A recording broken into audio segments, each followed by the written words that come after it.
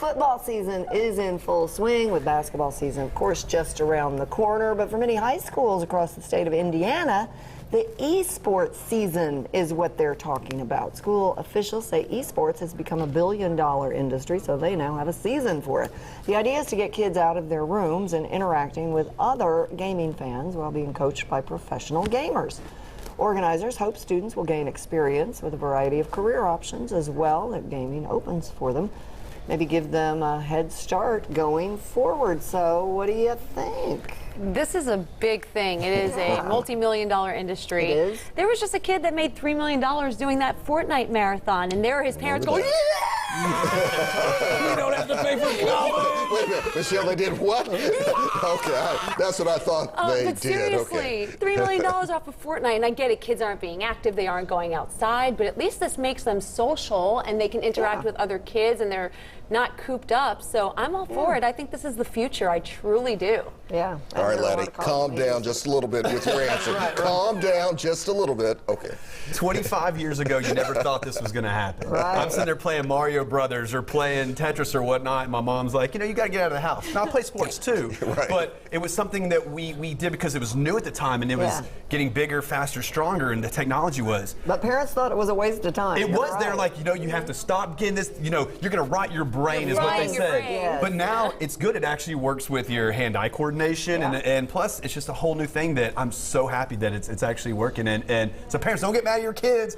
They may be paying your bills one day. Yeah. That's for sure. All right, Todd, Dad, how do you see it? Do you remember when we were playing Pong? That very first one? You guys wouldn't know anything what we're talking about. Wow, Todd. You're taking us way back. Boop.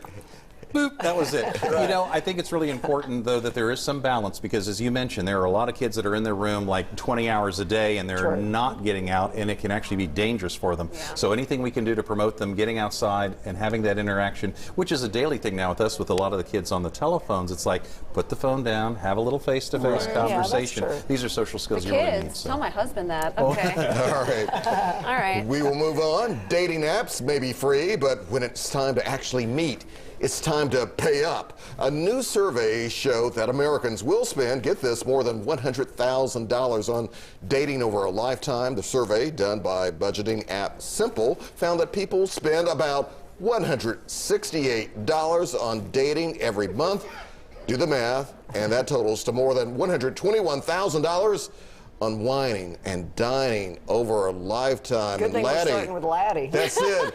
I thought J-Lo had a song about love don't cost a thing. But, I mean, what does this mean? Whoa, way too much money is what it means. Golly. But I think it's inflation.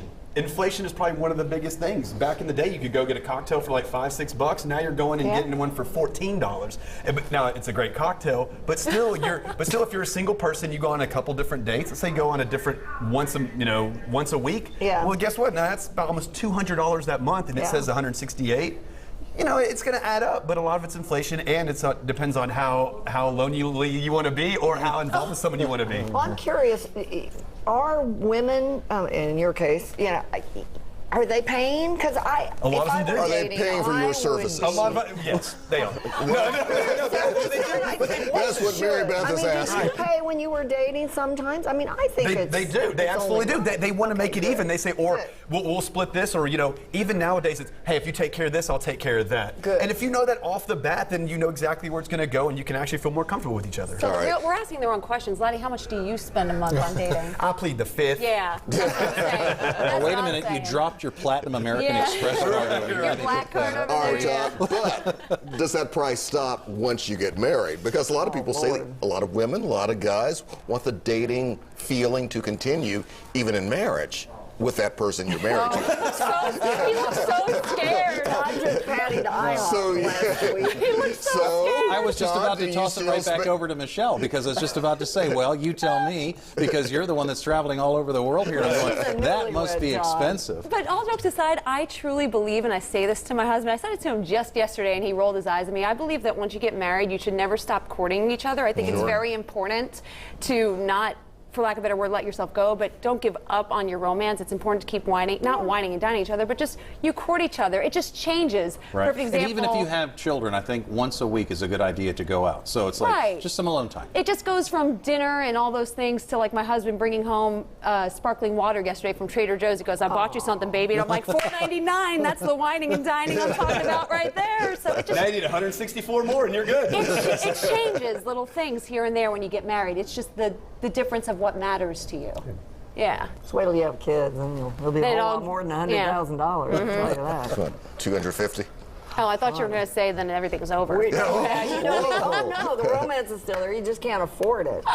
All right. That's another One topic. last topic for you. All right, the major change in the world of college athletics. It's called the Fair to Pay Act, and it gives California athletes the right to earn money from their sports. The new law, signed by that state's governor, gives college players in California the right to profit off their name, image, and likeness. It does not go into effect until 2023. And the NAACP has already voiced its opposition. So, Todd, should college athletes be able to make money off their talent? I think it's inevitable that it's going to happen. I think this is going to kind of open the floodgates. You know, you have one state, now other states. I have my concerns. I think it's a slippery slope, but I don't think there's any turning back. So I think it's going to happen. I think it's reasonable, but I don't know how they're going to do it just quite yet. Michelle, does it give some schools, though, an unfair advantage in recruiting, getting those better athletes? You mean like Alabama? Yeah. Now, you guys pay over at Tennessee.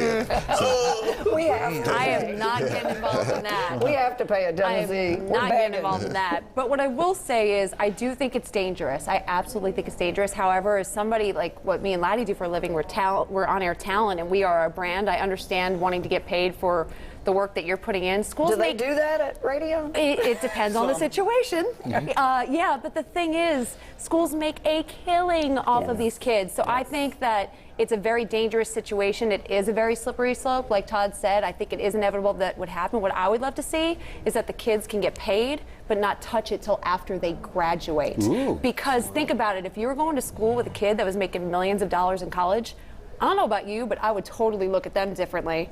If I was walking around the college campus with a millionaire, that would be my solution. You cannot touch the money you got to until do after it college. real quickly But here. the problem with that is this, and I could go on forever, but think about it is that if you're the #1 high school basketball player in Tennessee, you're going to go to California. You're going to go there because you're going to make money off your likeness. You're That's a not going to good go here. point. So every single state's going to do it, and every single school has a disadvantage, and every state has a different disadvantage as well.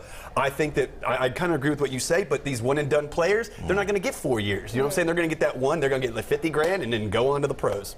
Yeah. It's going to Interesting. happen.